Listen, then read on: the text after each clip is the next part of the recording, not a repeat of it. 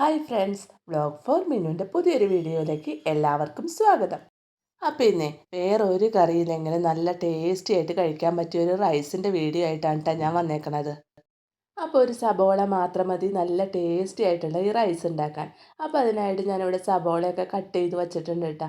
അപ്പോൾ ഒരു സബോളയാണ് ഞാൻ എടുത്തത്. സബോള ഇങ്ങനെ ചെറിയ കഷ്ണങ്ങളായിട്ട് കട്ട് ചെയ്ത് വെച്ചിട്ടുണ്ട്. പിന്നെ എടുത്ത് കറിവേപ്പില, വെളുത്തുള്ളി. അപ്പോൾ അത്രയും സാധനങ്ങൾ മാത്രം മതി കേട്ടോ ഈ ഒരു റൈസ് ഉണ്ടാക്കാനായിട്ട്. ഇനി നമുക്കൊരു ചട്ടി അടുപ്പത്ത് വെച്ച് കൊടുക്കാം. ചട്ടി ചൂടായി കഴിയുമ്പോൾ ആവശ്യത്തിന് വെളിച്ചെണ്ണ ഒഴിച്ച് കൊടുക്കാം.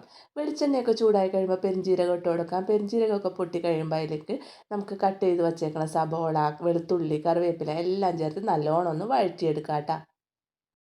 സബോളയിലേക്ക് കുറച്ച് ഉപ്പും കൂടി ചേർത്ത് നല്ലോണം ഒന്ന് വഴറ്റിയെടുക്കാം. സബോളയൊക്കെ ഒന്ന് നല്ലോണം വാടി വരണ വരെ വഴറ്റിയെടുക്കണം കേട്ടോ. അപ്പോൾ നമ്മുടെ സബോളയൊക്കെ ഇവിടെ നല്ലോണം വാടി കിട്ടിയിട്ടുണ്ട് കേട്ടോ.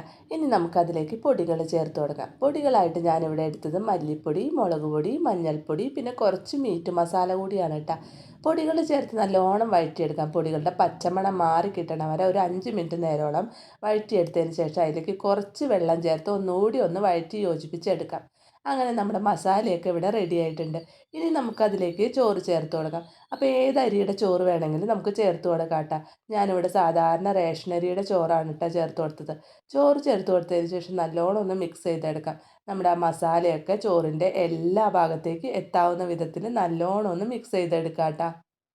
അപ്പോൾ അങ്ങനെ നമ്മുടെ ടേസ്റ്റി ആയിട്ടുള്ള സിമ്പിളായിട്ടുള്ള റൈസ് ഇവിടെ റെഡി ആയിട്ടുണ്ട് കേട്ടോ.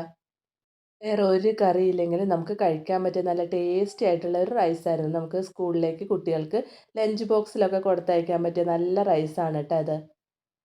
അപ്പോൾ ഇതുപോലെ ഒരു സബോളയൊക്കെ വെച്ച് റൈസ് ഉണ്ടാക്കി നോക്കിയിട്ടില്ലെങ്കിൽ തീർച്ചയായിട്ടും ഒന്ന് ഉണ്ടാക്കി നോക്കണേ.